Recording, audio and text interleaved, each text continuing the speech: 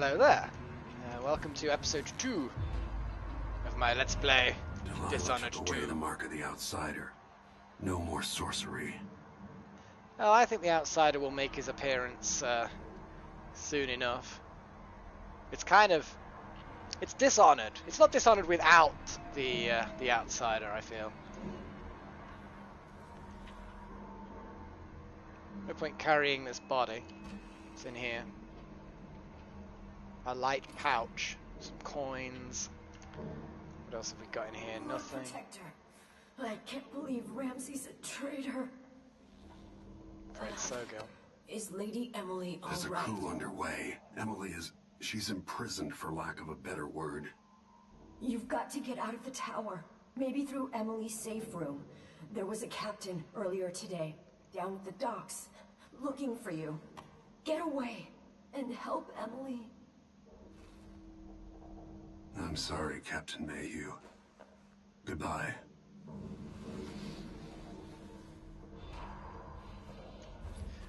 Oh, you see, I'm now unsure as to whether to go stealth or whether to now murder them all.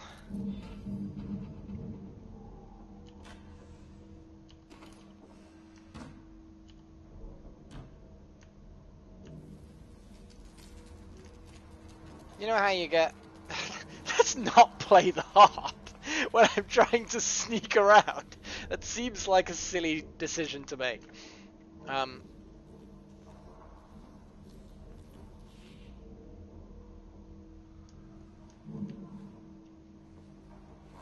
These bastards are working with Ramsey and the Duke of Serkonos.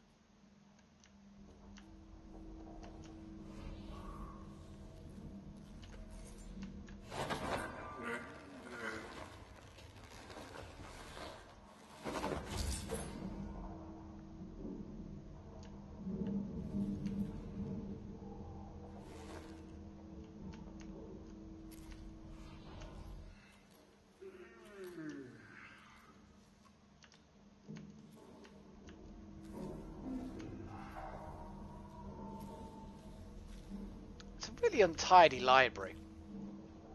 I mean, who just chucks books on the floor, bound in belts?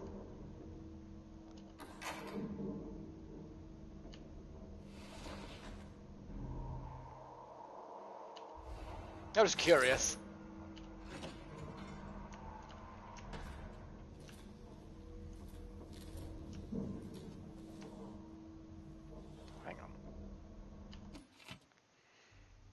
Captain Mayhew, you don't know me, but you've got to tell the Royal Protector that I have an urgent need of this time. I'm carrying a message that has to be delivered face to face. Tell him I'm working with Anton Sokolov, an old friend. All the boats are being sent away from the docks, but I'll delay as long as I can. Tell Lord Kovo to find me there. My ship is called the Dreadful Whale. But you know, the Dreadful Whale. It's a play on sound, you know, and it sounds like you mean whale, but actually you mean whale. Not the beast, but the sound. I see what they've done there. It's very witty. Okay, let's the thing is, I don't think I can get in here, can I? Won't open without my ring. Yeah, okay. I like how I can blow out all those candles with one breath. I would be awesome at birthday cakes. I bet every time there was a birthday, I'd just like, and then that's it. Boom. Every candle out. Probably in the entire room. Nom, nom, nom. Yeah, I feel healthier already. Bathing salts. No, it's just money. See, I can turn salt into money. Because I'm just that good.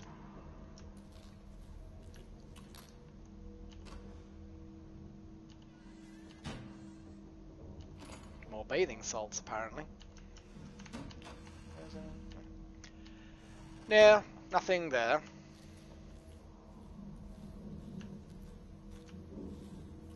So I'm guessing downstairs is the way to go. I'm still unsure as to whether I want to go murder mode or stealth mode.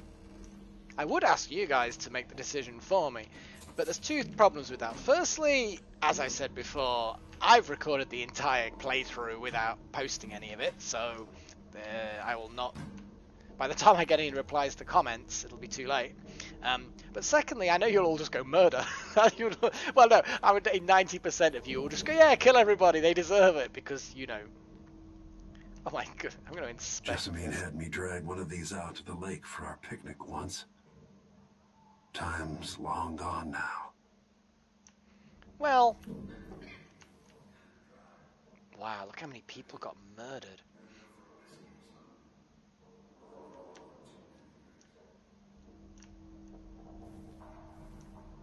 He's got his back to me. I wish I knew the layout of this place. Poor guy. Faithful servant, whatever his name is. Again, these weird slopey chairs of doom. You know what? This is a big Clockworks sort of world, you know. Nice, cool steampunk type stuff. Clockwork punk, whatever you want to call it. I bet there are pistons in here.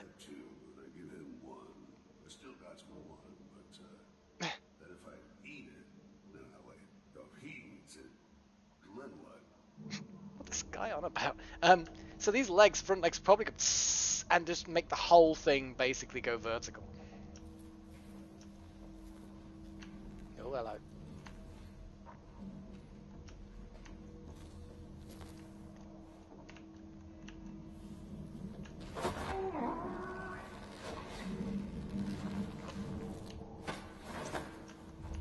Disloyal dogs.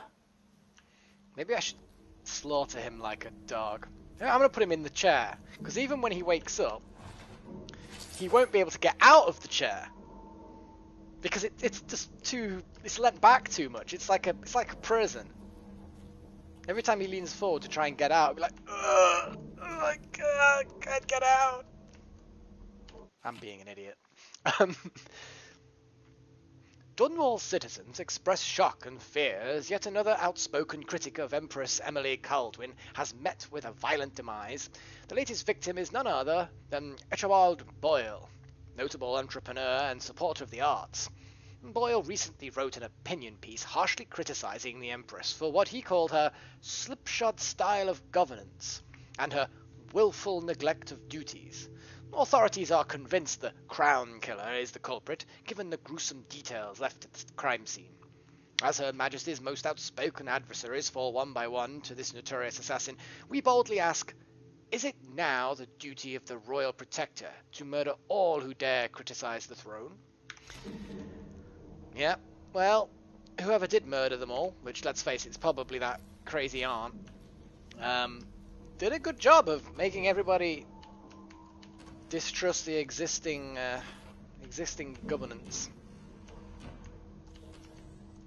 Well, I'm just robbing the place. I need stuff, okay? If I can get into the treasure room, it'd be nice, but I get the impression that it's going to be empty when I get there. No goodies for me.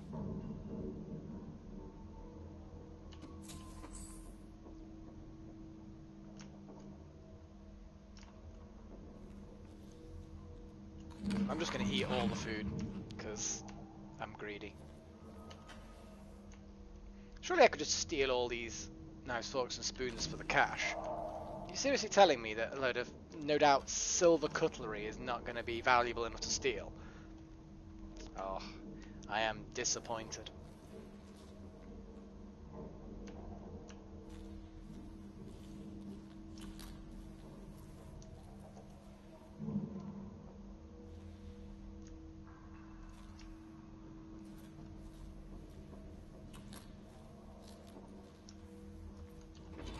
Room blocked off, we should have the time we need. Just stay here and stall anyone who comes by. I'll be back when I've searched the royal chambers, assuming I don't accidentally lock myself in this damn safe room. We'll cover for you if anyone from the Duke's party returns. This is exciting. Everything's changing. Yes, the natural order is reasserting itself. The Ramseys once hosted the King and Queen of Morley. Did you know that? I spent my childhood playing with the Buntings and the Boyles, cream of society. And very soon you'll be back at the top, Captain. Hmm?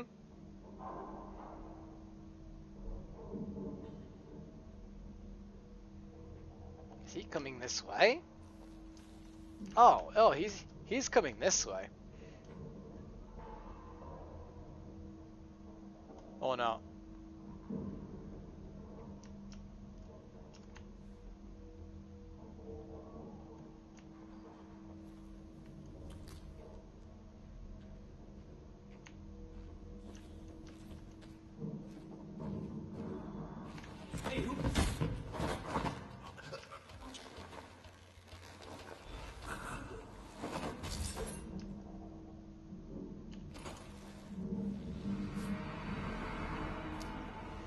Nothing will stop me from bringing you home, Emily.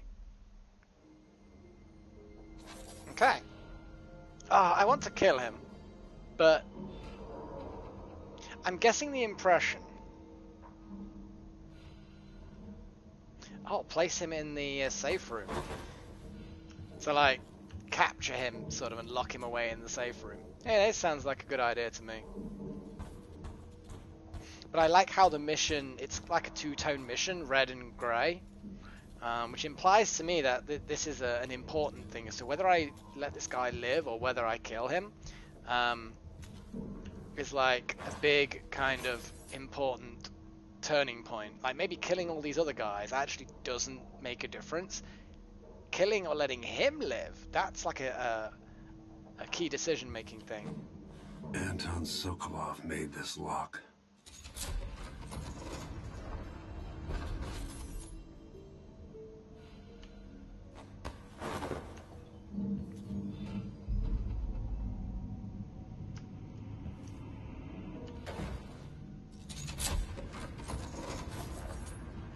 Now you've got what you wanted, Ramsey. The Imperial Suite atop Dunwall Tower. Stay put until this is all set straight, Ramsey. Enjoy the rations and well water, sleeping next to a fortune.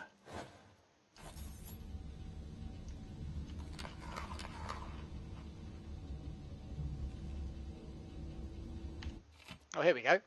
His parents were older at the time of his birth. Well, yeah, I would have imagined that anyone's parents are pretty much older at the time of their birth. I mean, that's kind of how it works with parents, you know. And his father died in a lumber accident outside the city when Corvo was still young. Around that time, his only sibling, a firstborn sister, moved away to Morley, and the family subsequently lost all contact with her. Only 16, Corvo dazzled the people of Karnaca when he entered and won the annual Blade Verbena. I don't know how you play it. Just Blade Verbena sounds better than Blade Verbena. Just making it up as I go along. The spectators from all over Serkonus were thrilled to see someone so young and striking, from a working-class family, advance through duel after duel, eventually taking the prize. This unexpected outcome secured Corvo a junior officer ranking in the Grand Serkonan Guard.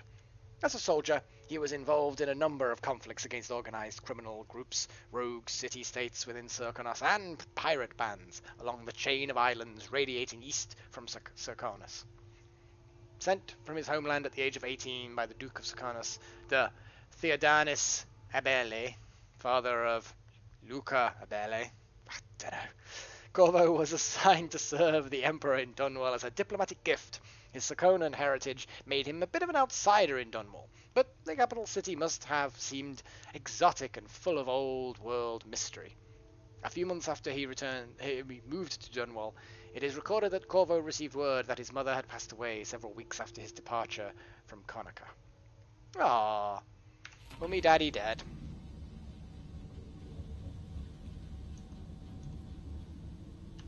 Samuel Beechworth made this. Wonder what advice he would have about today.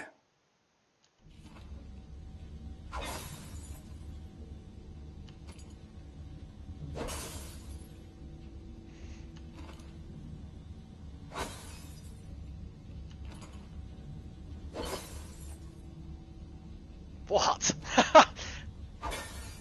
What? Don't look at me like this. Hey, look, you guys would do this as well. Smash everything. Oh, what the fuck? Is that like a picture of me by Emily? Oh my goodness sakes, look. Anyway, Emily, my daughter, I know that one day you'll be grown up, and I wonder what you'll remember of these years.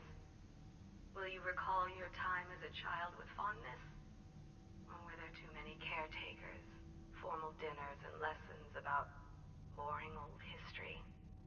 Maybe the precious hours we spent together will shine brighter. Time captured now and then with your mother and with Corvo, who was always close to my heart. I'll need this. Rats and plague will be nothing more than a passing shadow on your early memories.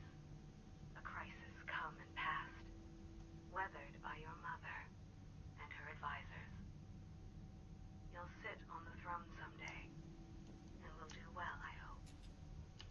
It's a tricky life, full of responsibility and peril. It was not your choice to be the daughter of an empress, but I believe you'll rise to the challenge. Stay good-hearted, Emily. Keep drawing and telling stories, and only share your power with those you truly trust. If only I could talk to Jessamine one more time. tough shit. Okay, let's read more about myself. In an act of rebellion, young Jessamine Caldwin chose Corvo as her royal protector when Corvo was 19 and she was 12. He served her loyally as a bodyguard, courier, and some say spy, before and after she was crowned empress. Though it was a scandalous gossip at the time, it is said they began a love affair around 1823, when Jessamine was 18 and Corvo 25. The next chapter of Antono's life is like something out of a legend. During the time of the rat plague, when the empress fell, Corvo was accused of regicide and sentenced for execution. He was thrown into Coleridge prison and publicly reviled. He escaped, and as part of a small conspiracy dedicated to throwing down the tyrannical Lord Regent, Corvo struck back at the people who killed the empress and who wronged him. As the Lord Regent fell, the loyalist conspiracy turned on Corvo, poisoning him. Surviving through some inner resilience, he located the true assassin of the empress and fought his way out of the flooded district. Corvo eventually cornered the last of the loyalists in King Sparrow Island and at the Burrows Lighthouse and rescued Emily Caldwin, heir to the throne. The romantic involvement between Corvo Antono and the Empress Jessamine Caldwin was a terribly kept court secret, and thus it is widely held that Emily Caldwin is their daughter. Following the interregnum, I don't know. I've never seen that word before. I don't know what it means. Comment. I won't be able to, at least in like about 5 months from now when I finish this recording, I'll see it. Corvo watched over Emily as she began to rule the Emperor of the Isles. Cool. Well, that was good. There was another book over here, wasn't there? Whispers from the Void. Ah, treatise on physical existence of that foreign realm. It is a common story. A person has stopped breathing, pinned under carriage wheels or some other tragic happenstance, and is thought to be dead. But when the weight is removed, they make a quick recovery. But nonetheless, for a moment or two, this person was lost to us, lost to the world itself. And what did they experience while in this temporary death? Darkness? Nothingness? No, indeed not. They tell us, as so many before have, that they were in a particular place, and can describe it vividly. And who among us does not know this place? Have we not all seen it in our dreams? This place we share in the farthest reaches of our minds, the realm where nothing makes sense, where one is at once both lost and at home, the void. These little glimpses of the void in dreams, or described by those awoken from comas, are not limited to a select few. In my interviews, I have gleaned that there is not a single citizen without such visions at one time or another. This then must be a real place, not folklore or mass delusion. Perhaps it exists deep below the earth, or far above it. Perhaps it is right next to us, but hidden. Some trick of the light, or wondrous curtain bars us from fully knowing it. And we all but wait for a natural philosopher to unlock the phenomenon, to show us how to see it at a will. But and so revealed, it will not be for a fearsome place any longer, not the distant and special realm described in the myth of the outsider. It will be strange, yes, even unsettling, but nonetheless, it will be a new realm for us to explore, and eventually conquer. What new treasures await us there? Are there lakes made of liquid diamond, clouds of weightless silver grass, and what things we would learn? Yeah, I think that's a bit fanciful. Everybody expects that the new realm will somehow have riches beyond imagining. And actually it just has Doom, mostly. Just Doom.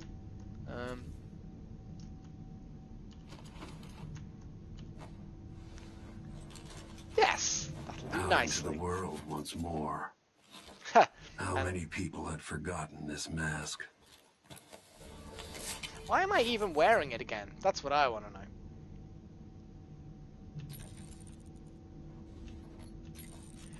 I mean, let's face it. It's like, they're going to know it's me. The mask is not anonymity anymore. Mask is like, I didn't know what Corvo looked like in the flesh, but I know the mask, so there's Corvo. It's like, wearing the mask makes me more recognizable. Ugh. Anyway, so he's unconscious in there. The reserves won't help against Delilah, even if I had a way to carry it all out of here. That is ludicrously large. Look at the size of these bars. Oh, hello. I can carry that one. This could be handy. No shit.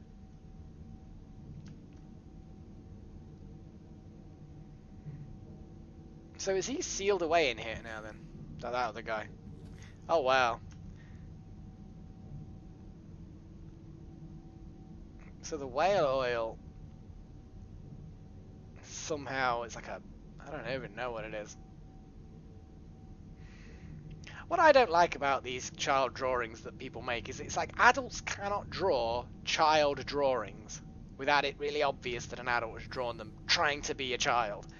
There's a lot of gold in here. Damn. I'm going to go to the Dunwall streets because why not?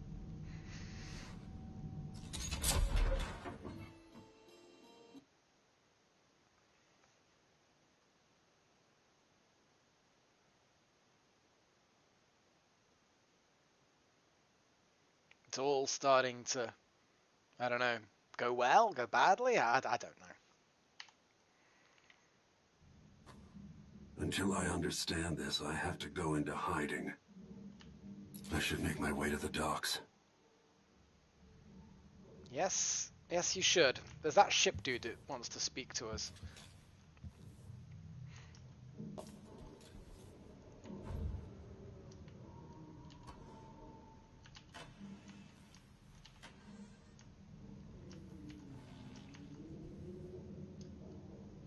Something was in there. So obvious what?